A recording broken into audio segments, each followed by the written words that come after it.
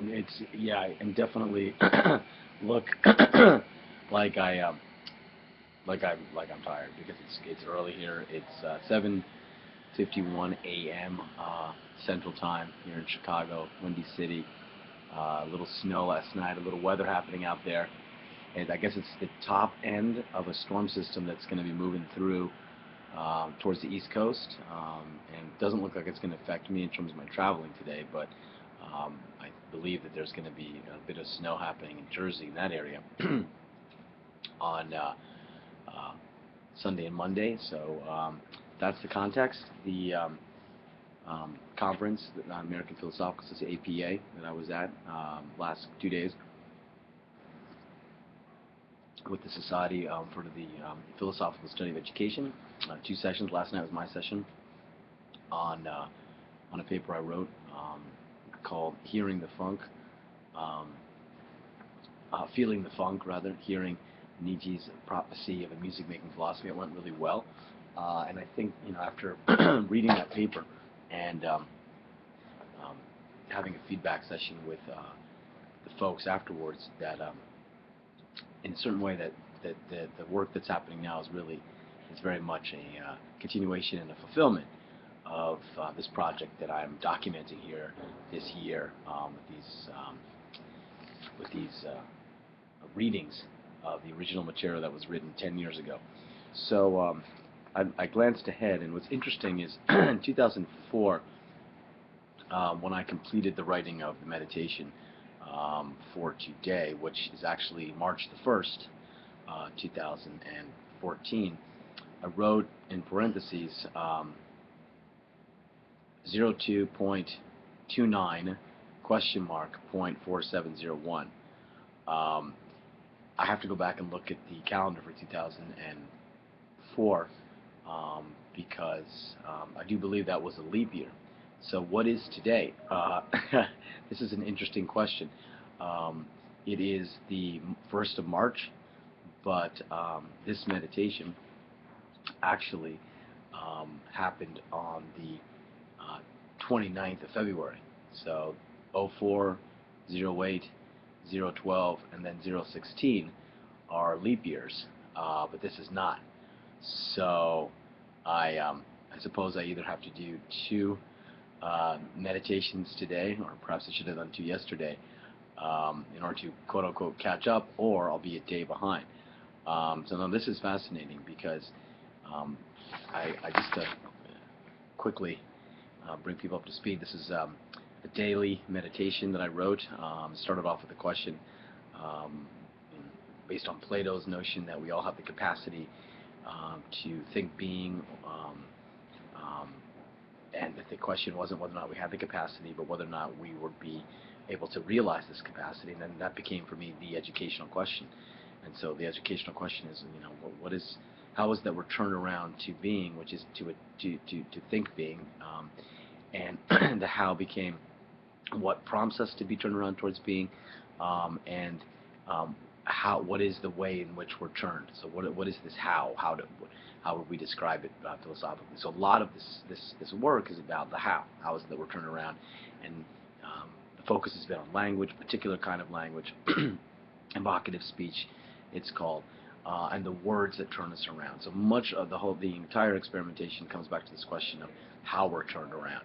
And yesterday, in the meditation, there was a focus on the sense in which this being turned around towards being has this effect on us of untethering us from tradition. So the hold that tradition has on us is loosened when we are turned around towards our capacity to attune ourselves to being's presencing. This is how I describe it.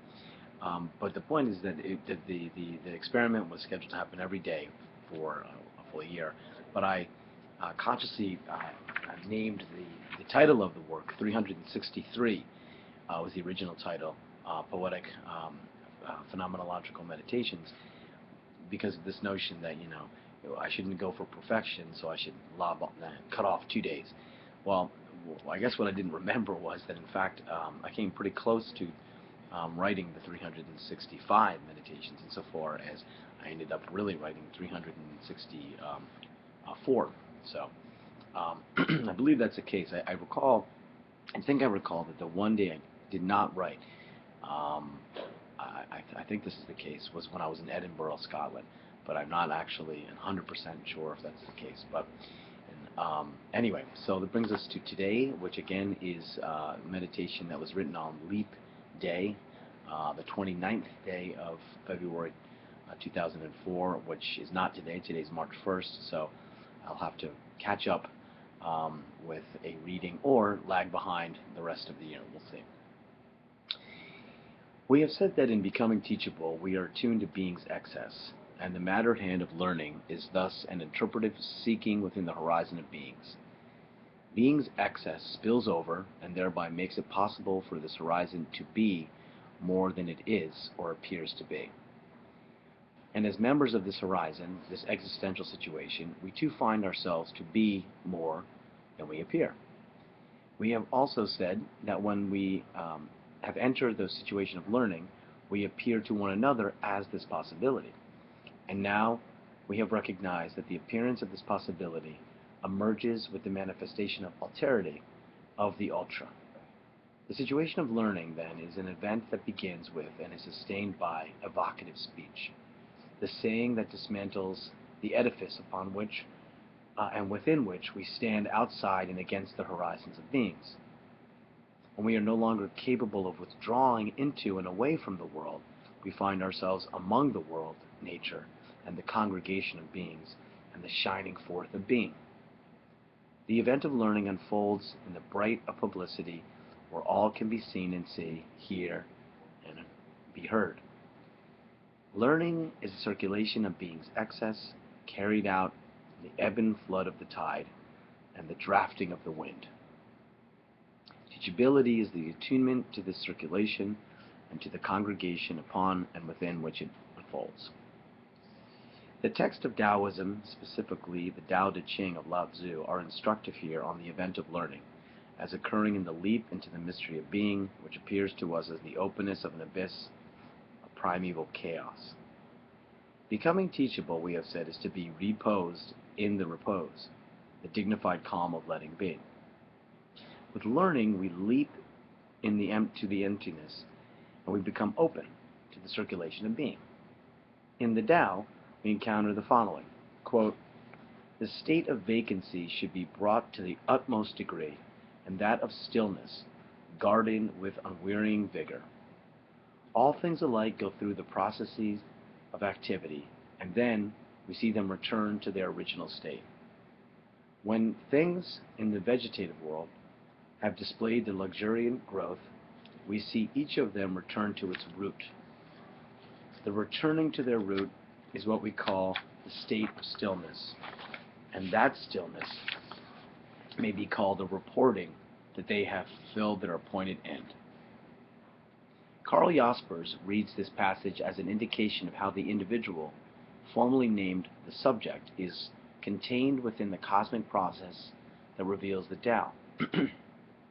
Such containment is akin to what we have identified as the capture of the human being within the circulation of being, the tide and the wind. For Jaspers, this circulation is revealed in a, quote, "futile coming and going from nothingness to nothingness, or a return home to the source." For Jaspers, the return home is the fulfillment of an appointed end, a returning which means tranquility and destiny. Quote, "To return to its destiny is called the eternal Tao." Unquote. We say that the leap into our mysterious relationship with being is the destiny of our learning. Our destination in our seeking is the impossibility of finding oneself in the midst of the circulation of being, caught and thrown by presencing, awed by the possibility, thrown by the eruption of uncertainty that arrives with the tidings brought by the first question, specifically the saying of the said nothing. Our destiny is questioning to be reposed. And that's it for the 29th of February 2004. Not 10 years ago today, because 10 years ago today would have been March 1st. So I'm in this curious in-between state of leap year. Perhaps more meditation on the idea, on the phenomena of the leap year would be in order. So the novel, and the meditation from today is the introduction of the Tao Te Ching. As I said previously, the there's a conscious effort in this project to break to break beyond the confines of Western philosophy. So there's a conscious effort to include Eastern philosophy. The Tao Te Ching is the one that's included today. There will be others. There have been others. I've already included the Buddhist Zen term Wu Yi Wu and nothingness, and here then a text that could very well have been written by Heidegger. And I'd like to read that quote again. The state of vacancy, which is the nothing, being emptied, should be brought to the utmost degree, and that of stillness guarded with unwearying vigor. I really enjoy the phrasing there, that stillness is guarded with unwearying vigor. So there's a certain, I think the word is mexis, or it's a word that Foucault uses, the Greek word, to describe Socrates' steadfastness, right? Remaining like a soldier and not being pushed off of his mark or distracted from his mark. And Heidegger, this is the basis of why Heidegger says that Socrates is the purest thinker in the West, because he was able to stand in the draft. Here, so then, this notion that there's a certain discipline that is part of our repose. So if we are turned around and reposed, made calm, and made still, there's still an activity, still a response that's going on, and the response has to be vigorous and intense, right? So it's like being a soldier. And what is it that we that Lao Tzu calls the stillness? He says returning to the root is what we call the state of stillness. And here further, this is really a wonderful part of this quotation, that stillness may be called a reporting that we have fulfilled an appointed end. Now, what's interesting here, right, is that he's talking about plant life.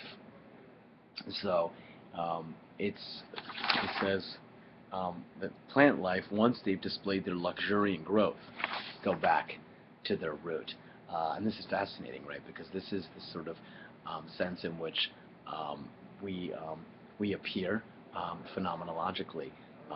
We shine forth, and then we withdraw. As I said last night in my presentation, there's a certain sense in which there is a repetition of processes, right, of life and death. There's a constant reincarnation, if you will, appearance, disappearance that we experience. And in this sense, this appearing in the world and withdrawing away from the world is an interesting way to talk about the event, learning as an event, right?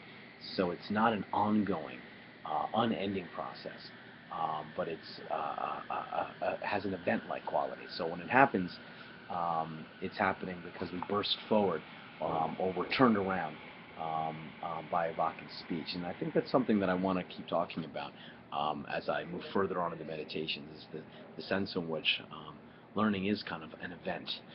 This experience and this attunement is an event. But yet, if we follow Lao Tzu here, it may be that it isn't an event, right?